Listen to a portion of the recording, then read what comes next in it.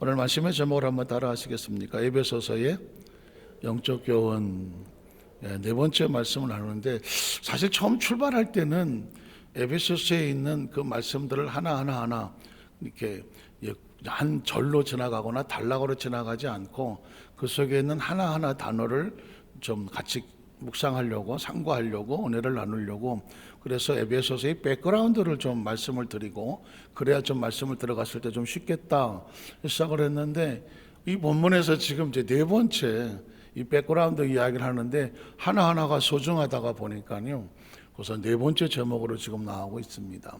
사실은 이 에베소서는 어디서 기록됐다고 말씀드렸죠? 감옥에서. 그래서 옥중서신이라고 말합니다. 예전에는 그냥 신학교 때 옥중서신, 감옥에서 사도 바울이 기록한 에베소서, 빌레몬서, 골로새서, 빌립보서 이렇게 기억을 했었는데, 이제 가만히 생각하니까 옥중에서 성경을 썼었던 그 바울의 심정은 어땠을까? 심정이 느껴지는 거죠. 누군가 감옥 속에서 있을 때 어떤 사람이 거기서 희희낙낙할 수 있겠습니까? 그거는 감옥이라는 여건이 주어진 육체의 고통과 이런 말할 수 없거든요. 제가 그 전에 92년, 96년도 정도의 성지순례를 갔던 기억이 있는데, 그때의 그 바울이 수감되었던 그 감옥은 거의 고개를 들기 어려울 정도로 지하에 아주 습하고 어두운, 여기서 했던 오래전 기억이 제가 있습니다. 근데 지금 기억을 되돌려 보니까 거기서 빌립보서, 빌레몬서, 골로새, 에베소서에 옥중서신을 썼다. 거기서 그 자리를 옥이 아닌 하나님의 은혜의 장소로 바꾸었고 말씀을 받는 장소로 나누었다. 그리고 그곳에서 기뻐하고 즐거워하라. 내가 다시 말하노니 주 안에서 기뻐하라. 이건 그냥 신앙이 아니더라고요. 전 결기라고 느껴집니다. 한번 따라 하시고, 결기. 비장한 각오와 결단과 기백을 말하는 겁니다. 바울이 감옥에 들어가서 이제는 지가 죽었을 거야. 무슨 의욕이 있겠어? 낙심하지 않겠어? 어쩌다가 저렇게 됐을까? 주의를 한다고 하더니 저 모양이네. 사람들이 동정하는 사람, 손가락질하는 사람, 또 비아냥거리는 사람, 무시하는 사람, 별의별 사람이 있지 않겠습니까?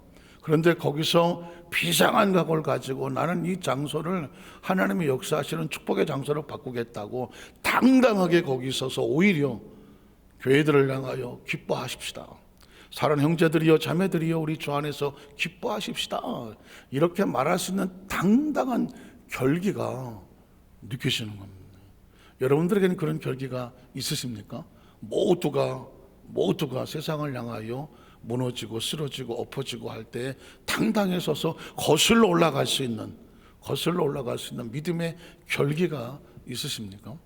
제가 늘 깨트린 옥합 찬양할 때도 그냥 뻔히 하는 내용인데 연약한 한 여인으로 느껴졌는데 이게 아니더만 보니까 12 제자들이 가룟유다 배신한다고 치고 각자 나중에 자기가 더 높은 자리에 올라갈 것을 서로 알고 있을 때에 단호하게 분연히 서서 그 자리에서 자신의 옥합을 깨뜨리면서 비장한 각오 아니겠습니까? 비장한 각오입니다. 때로 감사는요 비장한 각오입니다. 예배는 비장한 각오입니다. 그리고 때로 예물과 헌신도요 비장한 각오입니다. 그 여인은 과거에 창녀였고 귀신 들린 사람이었었고 예수를 만나서 귀신이 쫓겨나가고 그리고 이제 창녀의 생활을 그만뒀는데 자신에게 이 당시 여인에게 가장 소중한 것은 지창금이거든요. 그래서 어쨌든 조심스러운 옛날 이야기지만 어쨌든 여성으로서 남자도 마찬가지로 좋은 남자 만나 좋은 여자 만나 결혼하고 싶은 그런 것들이 단순하게 있을 때 아니겠습니까? 그때 당시 지창금을 얼마나 더 많이 있냐에 따라서 더 좋은 상대를 구할 수 있는 어떤 그런 가슴 아픈 조건적인 상황이라고 하면 이 여인의 탈출은 뭐겠습니까? 어떻게든지 비록 과거에 몸을 팔더라도 자신이 가지고 있는 지창금을 가지고 그래도 정말 더 좋은 남자를 만나 가정을 이루고 싶은 거 아니겠습니까? 그런데 이 여인이 그걸 깨트렸다고 하는 건 비장함입니다. 그리고 오르지 않아. 자기가 왜 그런 일을 하는지를 모릅니다. 예수의 옷가에, 예수의 머리에 향유를 바르고 그 자기의 머리로 예수의 발을 씻겼다. 그거는 그 당시 문화나 풍습으로 보면 가장 최상과 최고의 예우해야 되는, 할 수 있는 최상과 최고의 표현이었던 거죠. 표현입니다. 예수 그리스도가 나의 주인입니다. 내가 받은 은혜, 내 인생이 바뀌어지고 운명이 바뀌어진 내 이걸 어떻게 표현하겠습니까? 내가 왜 이러는지는 모르겠지만 아마도 예수님의 마지막 십자가 그 사역 앞에서 성령의 감동을 주셔서 아무도 그의 장례를 위해서 아무도 하지 않을 때 그 앞에서 비록 사람들의 제자들조차도 저 높아지겠다고 저러고 있을 때 네가 해라는 엄청난 거죠. 그리고 그는 주저하지 않고 옥합을 깨고 예수의 옷가에 또 예수의 머리에 예수의 발에 바르지 않습니다. 심지어 제자들조차도 저 여자 미쳤나, 저 비싼 걸 갖다가 땅바닥에 다 쏟아버리고 허비한다고 야단을 치자, 예수님 면전에서 야단을 칠 때에 그가 그거를 예상하지 않았겠습니까? 다른 사람의 눈총과 손가락질, 비아냥 이거 예상 안 했겠습니까? 그런데 그렇게 할 수 있는 딱 하나입니다. 사랑과 헌신이고요. 그건 겉으로 보면 엄청난 결기입니다. 여러분 보십시오. 우리가 말하는 3.1운동, 그때 일제시대에 독립을 했던 사람들 보십시오. 유관순이라고, 영원한 누나라고 말하는 유관순 여사가 그 19살 그 시기에 그 사람들과 함께 길거리에 나와서 일제의 총칼 앞에 엎드려서 대한독립 만세를 읽어버렸을 때 그 사람들이 다른 거 생각했습니까? 우리 조국 대한민국, 대한조선, 이 조선이 저 일제 만항에서 독립되어지기 위해서 이 만세 운동으로 인하여 이게 전 세계의 사람들로 저 조선이 일제 식민지로 전락해버리지 아니하고 독립을 원한다는 것을 세계에 누군가는 선포해야 되지 않겠냐라고 할 때에 그 나이 어린 19살에 그 시대의 학생들, 청년들, 또 독립운동하는 사람들이 튀어나와서 총칼에 맞을 것 뻔히 알면서 태극기를 들으며 대한독립 만세를 외쳤다. 이건 결기입니다. 결기. 사랑, 결기를 만드는 건 사랑이더라고. 사랑. 나라를 사랑한다고 하는 애국심이 아니면 누가 거기 있겠습니까? 안 하는 거거든요. 아주 단순한 예로 그 전에 보니까 어느 구역장님이 저한테 와서 자기 아들을 막 야단을 쳤더니 아이가 옛날 가해당이라고 들어봤다. 가해당 못 들어봤습니까? 들어보셨죠? 젊은데. 가해당이 뭐예요? 계단이야. 일본말로 가해당이라고 그랬어. 우리는 옛날에 몰랐어. 그냥 가해당. 그러니까 옛날 양옥집은 1층에서 옥상으로 올라가는 계단이 있었어. 계단. 근데 그걸 가해당 그랬어. 그렇죠. 구역장이 그 아이를 6, 7살짜리인가 말을 안 돼서 이렇게 야단을 쳤더니 이놈이 그냥 그 가해당으로 그 계단을 쳐서 옥상으로 도망을 가더래요. 쫓아 올라가는데 얘가 거기서 뛰어내렸어. 너무 급한 나머지. 근데 그 엄마가 구역장이 또 내린 애를 잡았대. 난 내가 본 건 아니야. 본인이 와서 얘기해. 목사님, 제가요 우리 아들을 막 쫓아갔더니 이 자식이 가해당으로 도망가갔고요. 거기서요 뛰어내는데요. 제가 그냥 정신없이 잡았어요. 나 그게 무슨 말인지 몰랐어. 알고 보니까 일단 자기 아들이 뛰어낸다고 하니까 그때는 엄마잖아. 엄마. 두려움이 없는 거예요. 무서움이 없는 거예요. 다행히 이제 안고 살렸다. 그 얘기를 하는 거예요. 간혹가다 헤이토픽 같은 데 보면 아이가 차 사고가 나서 차 밑에 깔리고 왔을 때 엄마가 가서 차를 들어 올리는. 나도 옛날에 차 좀 들어 올렸다. 그런 게 나오잖아요. 그때는 이게 여인이 아닌 거예요. 그때는 앞뒤 계산이 없는 거예요. 무조건 누구 살린다. 내 새끼 살리자 가갖고 들어 올리는. 그리고 가끔 해외 TV 영상에도 나옵니다. 아이가 막 이렇게 있는데 곰 같은 게 막 와요. 그러면 도망가야 되잖아. 엄마는 안 도망가. 애를 등에다 놓고 맞서서 눈가를 부라리고 곰이 쫄려서 도망가거든요. 그런 영상이 가끔씩 나. 그때는 이게 그냥 여인이고 인간이 아니야. 이게 인간이야. 이건 내 새끼는 누구도 소문. 그러게 이제 결기라는 거예요. 두려움과 무서움과 어떤 상황에 대해서 맞설 수 있는 당당한 용기, 그게 결기인 거예요. 근데 결기는 어디서 나오냐 했더니 사랑에서 나오더라고. 사랑하니까 나오는 거 아니겠습니까? 애국심도 그렇고 나라를 지키자고 하는, 아이를 지키자고 하는, 누구를 맞췄네? 결기 아닙니까? 지금 생각하니까 춘향이도 결기네. 그 절개라고 말하잖아요. 절개, 결계 아닙니까? 변호다가 뭐 어쩌고저쩌고 욕을 하더라도 목에 칼날을 들고 써 있더라도 나는 두 지아비를 섬기지 않겠소. 안 그러겠습니까? 그것도 뭐 춘향이 뭐 16, 19밖에 안 됐겠습니까?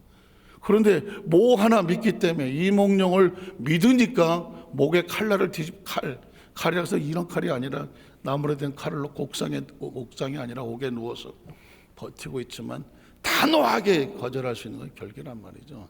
저는 우리 여도수 만삭교회 성도들에게 그걸 한번 리마인드 하고 싶은 거예요. 나는 세상에서 예수를 믿고 크리스찬으로서 신앙생활을 하고 가는데 그 어떤 것들이 어느 날 내 앞에, 요즘은 뭐 교회 나가는 거 반대하는 사람도 없고 뭐 누구도 그렇지 않아. 스스로 자기를 이기지 않으면 교회는 나올 수 없어. 자기의 적은 자기야. 그런데 그 자기를 이기고 분연하게 일어서서 나올 수 있는 그 결기, 옥중서신의 결기가 느껴지는 거고, 전 여도수물의 안삭교회 성도들이 하나님을 사랑함으로 인하여, 그 사랑함으로 인하여 그 사랑 외에 다른 것들이 내 앞을 가로막을 때 단호하게 서서 하나님의 사랑을 부여잡고 어떤 것과 맞짱을 떠서 이겨내시는 그런 결기를 가지는 우리 성도님 되시기를 주의 이름으로 축복합니다. 그래서 그 결기가 옥중서신이라면 첫 번째 단어는 통일이라고 말했죠. 연합이라고. 우리는 멀리 보면, 큰 걸로 보면 다 예수님 안에서 하나인 거예요. 하나입니다. 이게 중요한 거거든요. 하나예요. 우리는 예수님의 그 생명으로 하나님의 자녀가 되었고, 결국 우리 영은 다 어디서 나왔나요? 하나님으로부터 나왔잖아요. 우리가 가지고 있는 영혼이라고 부르는 건 다 하나님으로부터 나온 거잖아요. 우리는 다 이 세상 끝나고 어디로 가나요? 하나님께로 갈 거잖아요. 확신합니까? 확신합니까? 어디서 만납니까? 하나님 안에서. 하나님이란 존재는 신비죠. 뭐 어떤 모습일지 상상도 안 되고 신비예요. 신비입니다. 신비입니다. 그러나 분명한 것은 그 속에서 나왔고 우리는 하나님께로 그 속으로 감을 믿습니다. 이게 크리스천이거든요. 그럼 다 어디서 만나냐면 하나님 안에서 만날 거예요. 그러니까 우린 다 하나라는 인식이 있어야 돼요. 비록 각자 어머니가 다르고 아버지가 달라서 태에 나온 태는 다르지만 영적인 태는 하나야. 하나님으로부터 나온 거예요.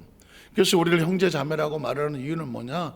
영적인 차원에서 보면 다 하나님 안에서는 한 생명, 한 태에서 나온 하나라는 것입니다. 그래서 이 에베소서 강조하는 단어 중에 뭐냐면 예수 그리스도 안에서 우리는 모두 다 통일되고 연합된 존재다. 오늘 네 번째 들어가게 되면은요, 에베소 2장을 한번 보려고 하는데 2장 1절로 10절을 보면 화해라는 단어가 나옵니다. 2장 한번 따라 화해. 이 에베소서의 중요한 키워드 중에 하나가 뭐냐면 화해.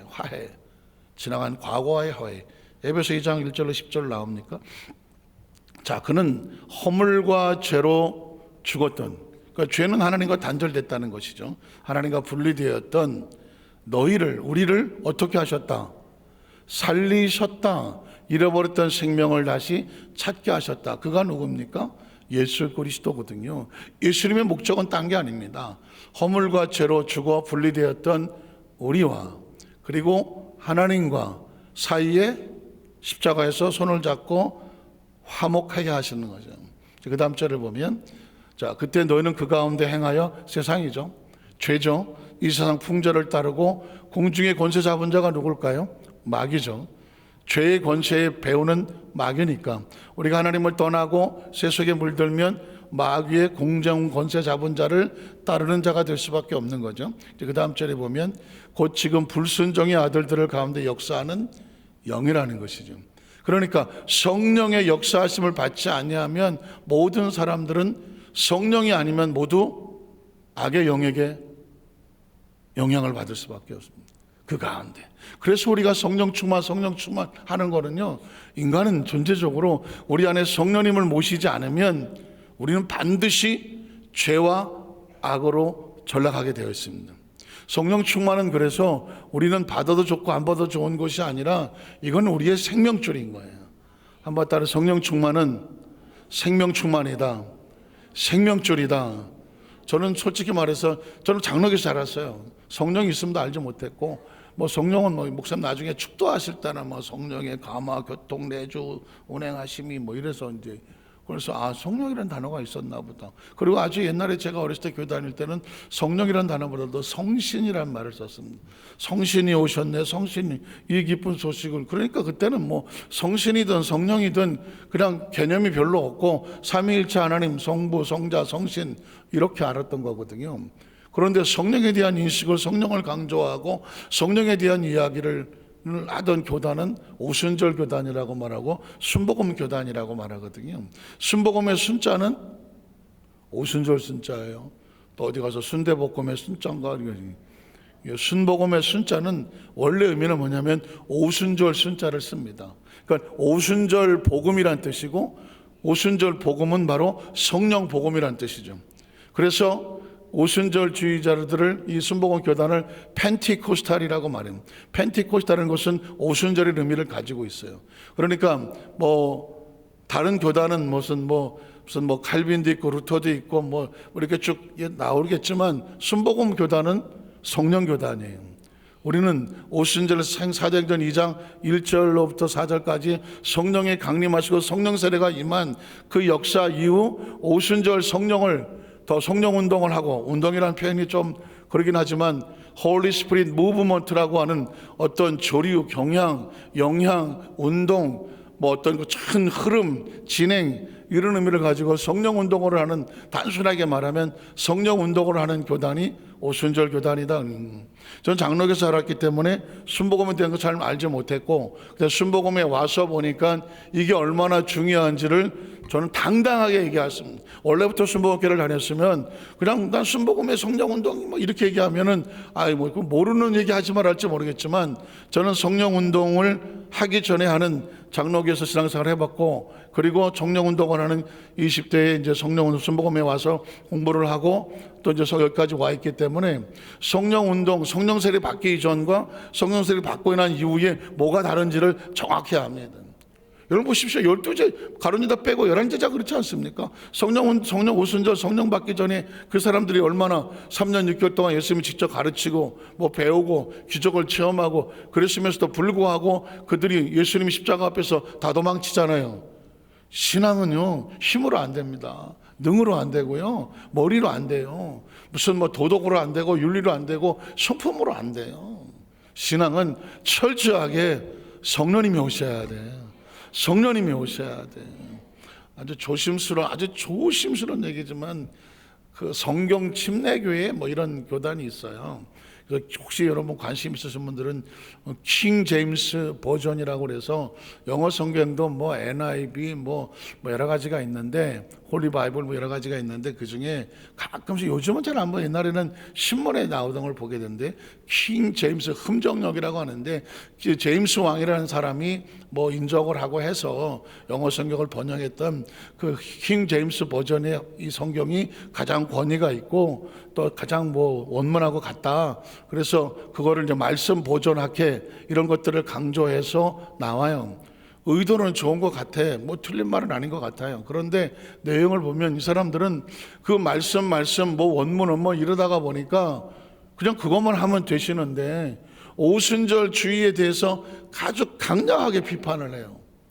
그래서 제가 오순절 주의자에 대해서 철저하게 비판을 하고, 은사운동을 비판하고, 치유사역을 비판을 하고, 성령의 세례는 이미 예수님의 사역 때 다 끝난 거고, 그 다음에 사도행전 2장 1절로 보이는 성령 세례가 임한 것은 그 시대에 교회를 세우기 위해서 그냥 하나님께서 이례적인 사건으로 하신 것이지, 그 이후에 성령의 역사는 뭐 예수 믿으면 다 성령 받은 거지 무슨 또 다른 성령 운동이 있느냐라고 하면서 그런 부분에 아주 뭐라고 말할까, 방해를 한다고 할까, 아니면 대적을 한다고 할까, 비판을 한다고 할까, 아주 강력하게 그 사람들이 해요. 근데 그 사람들이 워낙 말씀을 가지고 이렇게 킹 제임스 버전을 해석한다고 하면 책자도 많이 내고, 제가 사실은 관심이 있어서 거기 열려서 책자를 한 10권 갖다 놨어요. 보면서 그냥 가슴 아픈 거예요. 의도도 알겠고 다 알겠는데 오순절 주의에 대해서 심지어 오랄 로버트 조영기 목사님서부터 해갖고 그냥 비판적으로 다 적어놨어요. 옛날 피터 와그너부터 다 적어놨어요. 그래서 제가 안타깝다. 그냥 말씀이 중요해서 말씀의 중요성하고 킹제임스 버전이 중요하면 그냥 그걸 강조하면 되는 거지. 그걸 가지고 무슨 오순절취절 비판하고 또 자기랑 생각이 다르면 다른 성경의 그 번역본을 가지고 있는 사람들은 올바른 성경의 번역본을 갖고 있지 않는 거다라고 또 비판을 하거나. 근데 이렇게 돼버리면 조심스럽지만 한국의 보수교회들에서는 이건 이단성이 있네. 왜냐하면 보통 이단들은 그렇게 말하잖아요. 우리만 맞아. 우리만 맞아. 다른 건 다 틀려. 이 성경책을 가지고 예배 드리는 사람만 올바른 예배자야. 다른 번역을 가지고 하는 사람들은 예배자가 아니야. 이렇게 말해버리면 다 대적이 돼버리잖아요. 그래서 보통 여러분 이단들은 그렇게 말하죠. 교주가 있거나 또 아니면은 우리만 진짜라고 말하고 다른 데는 다 가짜라고 말하고 이렇게 말하면 또 우리만 더 구원이 있다고 말하고 다른 데는 구원이 없다. 이런 식으로 얘기하면 백이면 백 다 이단이라고 보면 됩니다. 그래서 어떻게 하냐면 기존에 다니는 성도들을 어떻게 마음으로 흔들고 그들을 유혹해서 우리 교단, 우리 집단으로 오시오 이렇게 말하는 거거든요. 그래서 얘기를 딱 들어보면 여러분의 영적으로 분별이 되어질 수가 있고요. 우리가 성령교단이고 순복음교단이고 오순전당이라고 할지라도 우리가 그렇다고 장로교, 감리교, 침례교에 대해서 당신들은 틀렸어, 우리들은 맞서 이렇지는 않아요. 대한민국에서 보수교단이라고 말하면 장로교, 감리교, 옛날에는 장감성 그랬어요. 장로교, 감리교, 성결교사. 그러나 지금은 장로교 다음에 우리 순복음이 될 정도로 교세가 많이 커졌고 장로교, 감리교, 성결교, 침례교, 또 루터교, 이런 또 그리스도교 이런 정도에서는 구색은 여기는 보수교단이라고 말을 해요. 또 제가 지금 생각이 안 나서 이렇게 이제 보수교단이지만 그렇지만 혹시라도 이름이 생각날 수가 있는데 그러나 그 외에 무슨 통일교, 신천지, 그 외에 여호와의 증인, 몰몬교 이런 것들은 이미 오래전부터 수십 년부터 우리 한국 교회에 이단인 건 다 알고 계시는 TV에 나오는 제이메스, 정명석이 다 통일교에서 나온 거의 예전에 그 박태선이라는 그 전도관에서 뿌리가 돼서 나온 거기서 공부한 사람들이 다 나와서 이상하게 이제 만들어진 교단들이 전부 다 이단인 거죠. 이제 그런 식으로 되어지는 거거든요. 이런 이유를 제가 말씀드리는 이유는 뭐냐면 신앙은 영적인 것이라서 내가 성령으로 더 신앙생활을 잘 준비하려고 할수록 유사한 영, 그러니까 정확하지 않은 가짜, 비슷하게 그리고 마치 가장하는 마치 광명한 서서처럼 가장하는 이런 영들이 세상 속에서도 얼마든지 많이 있을 수가 있어요. 절대로 여러분들이 함부로 다른 어떤 데 가서 어디서 한 데 가보자 가셔도 안 되고 또 거기 가서 난 안수를 받아서도 안 되고 이유가 뭐냐? 그거는 영혼 전염이 돼요. 이단하고 어딘 데 같이 와서 거기 가서 나 따라가서 영혼 전염이 됩니다. 거룩하지 않은 성령의 역사를 방해하는 악한 영들은 거기 가서 접촉만 돼도 영적으로 오염이 되거나 혼란이 오거나 간섭을 받을 수도 있어요. 그 전에 어떤 분도 저한테 와서 얘기도 안 하고 그냥 다른 데 갔다 오셔갖고 또 어떤 분들은 또 이제 신천지라는 곳에 가서 거기 가면 또 이렇게 중간에 바로 집어넣지는 않아. 중간에 무슨 복음방인가 뭐서 이제 따로 공부를 시켜. 거기서 이제 신천지 교육을 막 시켜. 그러면은 이제 거기서 이제 이런 사람은 다음 코스로 넘어가는 거예요. 그런데 그 중에 또 이제 까장까장거리면서 이거 왜 이래요? 왜 이래요? 우리 교회에서 이렇게 안 가르치는데 왜 이래요? 왜 이러다가 이건 신천지 될 자격이 없네. 쫓겨나요. 그래서 쫓겨났어. 그래갖고 저한테 와서 목사님 저요 어디 따라갔는데요 거기서 쫓겨났어요. 그래서 왜 쫓겨났냐 그랬더니 그거 가르치는 게 조금 이상해요. 그래서 뭐가 이상하냐 그랬더니 처음에 밥 사주고 같이 친한 사람이 무슨 커피도 먹고 하는데 무슨 어디서 쉬다 오신 선교사가 있다 그래갖고 거기 말씀을 잘 가르친다고 갔어요. 갔더니 무슨 비유풀이 한다고 그러고 가르치는데 내가 듣던 거하고 조금 달라요. 그래서 제가 계속 질문을 했어요. 그때 시끄럽다고 쫓겨났어요. 그래서 제가 알지 잘 쫓겨났다고. 근데 문제는 뭐냐면 목사님 거기 갔더니요 우리 교회 성도가 몇 명 있어요. 그래서 내가 그 앞에다 CCTV를 걸자고 그랬지. 누가 갔는지. 물론 이제 나중에 다 돌아오긴 했지만은 그런 거예요. 계속 세뇌를 시켜서 나중에 끝에 가서 교육받고 끝에 가면 누가 나오냐면 교주가 하나님이네, 교주가 성령님이네, 이렇게 되는 거예요. 악한 영적인 세력들은요 무섭습니다. 그래서 여러분 철저하게, 방주라고 내가 표현했지만 방주 바깥에 나가면 그냥 거기는 홍수예요. 거기는 심판이에요. 왜 하나님께서 방주 안에 있으면서 창문을 위에다가 대고 하늘만 바라보게 하셨는가? 이 세상은 이 세상을 살아가면서 우리가 어떤 이 시선이 중요하잖아. 하나님 앞에 딱 두고 말씀 안에서 신앙을 잘하고 하셔야 되고, 그리고 우리 순복교회 성도들은 매일 늘 성령 충만하셔야 돼. 늘 성령 충만하셔야 돼.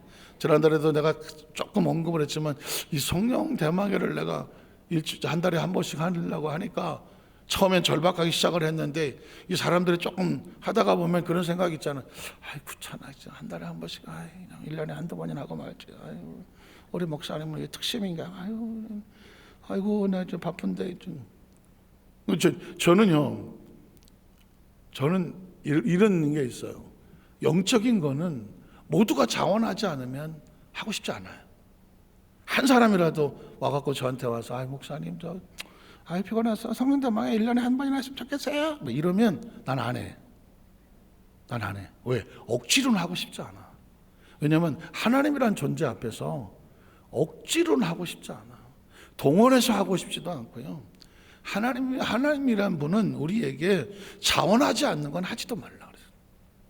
자원하지 않는 건 하지도 마라. 혹시 아십니까? 성전에 소기름, 양기름, 비둘기 잔뜩 있어. 나 그런 거 필요 없어. 나 그런 거 갖고 오지 마. 내가 원하는 건 마음이야. 하나님을 아는 인애와 헤세드, 사랑을 원해.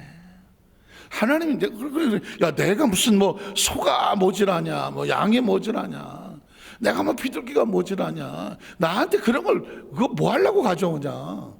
너희가 그거를 가져올 때 진심이 아니면 아무것도 하지 마라. 나는 너에게 그걸 원합니다. 제가 성경 보면서 어느 정도 처음엔 훈련 받을 때니까 11조도 드리시고 절기 때 감사한금도 하시고 예배 시간 꼭 지키시고 초신자 때는 이래야 되는구나라고 규범을 가리키는 거죠.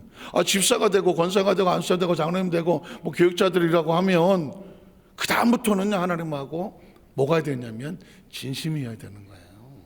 진심이 아니면 사실은 조심스럽지만 예배가 예배라고 할 수가 없는 거예요. 만약에 그렇잖아요. 여러분들도 하다가 내가 진심이 아니면 그 예배는 위장이잖아요. 페이크라고 하잖아요.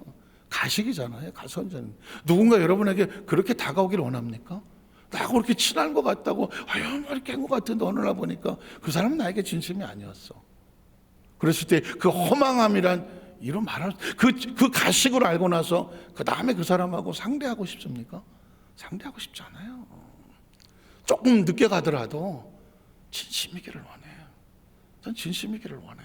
그래서 그런데 예민한 거예요. 하나님,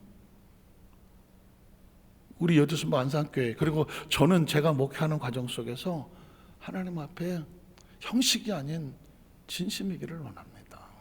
잔뜩 형식을 쌓아서 뭘 했는데 네 마음은 어딨냐? 라고 물었을 때 마음이요? 자기가 그 마음이 들여지지 아니한 거는 그거는 예배도 아니고 헌신도 아니고 봉사도 아니고, 내가 자원하는 마음이 없다면, 하기 싫은데 억지로 하고 있다면, 물론 하나님께서 연단과 훈련을 시키기 위해서 하기 싫은 거 억지로 하게 할 때도 있어요. 그건 그 사람을 위해서 그럴 거예요. 그런데 어느 날 정말 나는 그것도 아니고 저것도 아니고 어떤 위장과 가식과 포장을 하고 있다고 하면 아니면 그만둬라. 누가 안 알아주기 때문에, 누가 날 안 봐주기 때문에, 사람들 날 인정하지 않기 때문에 그런 건 하고 싶지 않아요. 아무도 만약 그렇다면 그건 그만둬라. 그러나 누가 알아주지 않아도 하나님은 내 마음을 아신다. 정말 하나님 앞에 내가 진심이기 때문에 이 진심을 하나님이 아신다 라고 하나님과 마음이 통하거든 힘들어도 견뎌라. 힘들어도 견뎌라. 그거입니다. 그래서 저는 우리 성령 대망하는 이유는 우리가 살려고 하는 거죠. 내가 살고 우리가 살고 성령이 마지막 시대에 우리가 어디서 삶의 소망과 뭘 얻을 수 있겠습니까? 성령이 아니고는 안 되는 거예요. 나가면 다 악한 영들이에요. 그냥 성령님과 악한 영들 사이에 중간 지대가 있으면 좋겠지만 성령님과 악한 양령 사이엔 중간 지대는 없어요. 인간의 마음은 빈 집으로 내버려 두지를 않아요. 성령이 떠나고 나니까 나중에 왔더니 7 귀신이 더 들어왔다고 하는 얘기는 빈 집은 없어요. 오늘 성경은 말합니다. 너희가 예수 그리스도 성령 바깥에 있었을 때는 불순종의 아들 가운데 역사하는 그 악한 영들 속에 있었어. 그런데 그 속에서 끄집어내요.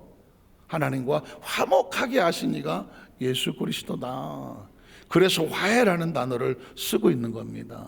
그 다음 절을 보면, 그래서 저는 우리도 다 그 가운데 우리 육체 욕심을 따라 지내며 육체의 마음에 원하는 것을 했고 다른 이들과 같이 본질상 진노의 자녀였었다. 그런데 긍휼이 풍성하신 하나님이 우리를 사랑하시는 그 큰 무엇으로 인하여? 사랑으로 인하여 허물로 죽은 우리를 그리스도와 함께 어떻게 하셨고 살리셨고, 그것도 너희는 은혜로 구원을 받은 것이다. 또 함께 일으키사 그래서 예수 안에서 함께 어디에 앉히십니까? 하늘에 앉히시니, 이런 그래서 예수 안에서 우리에게 자비하심으로써 그 은혜 지기 풍성함을 오는 우리 세대 또 다음 세대 여러 세대에 나타내려 하심이라. 너희는 무엇으로 인하여? 은혜에 의하여 믿음으로 말미암아 무엇을 얻었습니까? 구원을 받았으니 이것은 너에게서 난 것이 아니다. 하나님의 선물이라는 거죠. 우리 존재 자체가 구원받고 하나님의 자녀가 된 것은 하나님의 선물이. 이건 우리가 행위에서 난 것이 아니니까 이 예배도 내가 말이야 내가 여기까지 오느라고 나이롱 뽕에서 딴 줄 알아? 아니다. 행위에서 난 것이 아니라 누구든지 뭐하지 못한다, 자랑하지 못한다.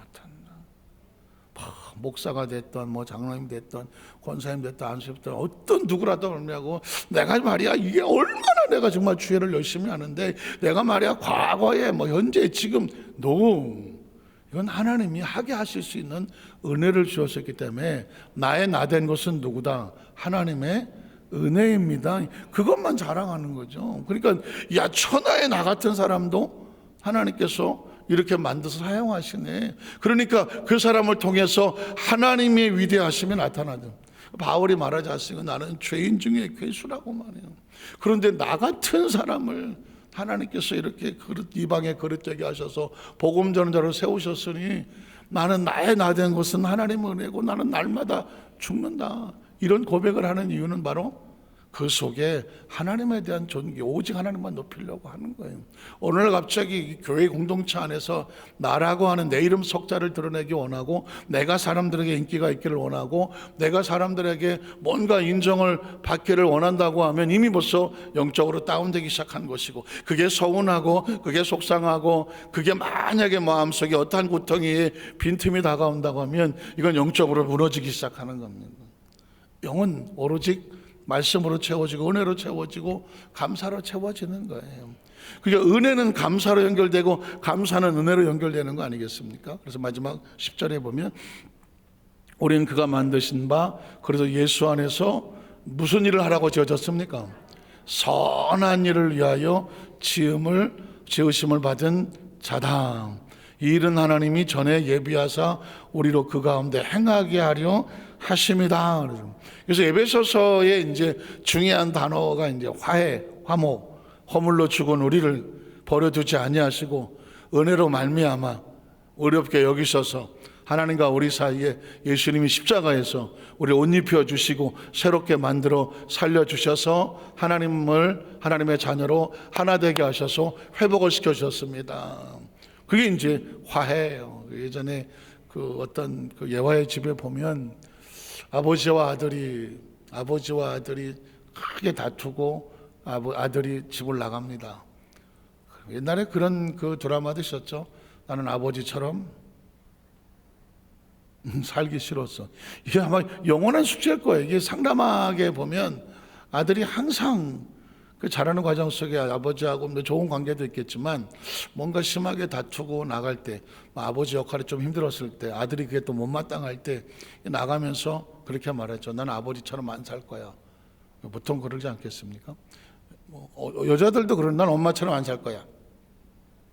그렇게 해보셨습니까? 예. 어쨌든 뭔가 자녀와 부모 사이에는 뭔가 이런 안타까움이 있어요. 근데 거기도 보면 아들과 아버지가 큰 다툼이 있어서 아들이 집을 나가버리고 다시 들어오지 않아요. 그 사이에 엄마가 보면, 또 부인이 보면 한쪽은 아버지야, 한쪽은 아들이야. 그러나 이 부인이 얼마나 마음이 아프겠어. 여보, 당신이 아들 용서하세요. 야, 아들아, 아버지를 용서해라, 이해해라. 늘 요심조사 그 기도하는 거 아니겠습니까?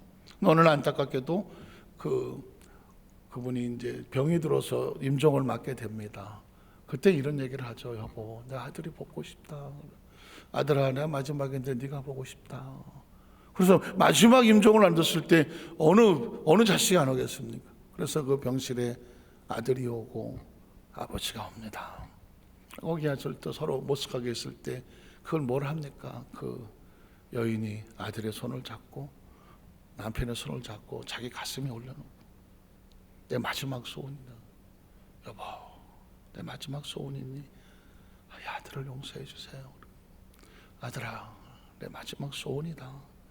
네가 아버지를 이해하고 너도 아버지를 용서하고, 내가 이 세상을 떠나더라도 아들과 아버지가 어떻게 서로 용서하고 살아야 되지 않겠니? 내가 이 마지막 소원이야. 그 눈물로 그 손을 붙잡고 하나님 앞에 기도하고, 그리고 그냥 꼭 잡은 채 숨을 거뒀다는 겁니다.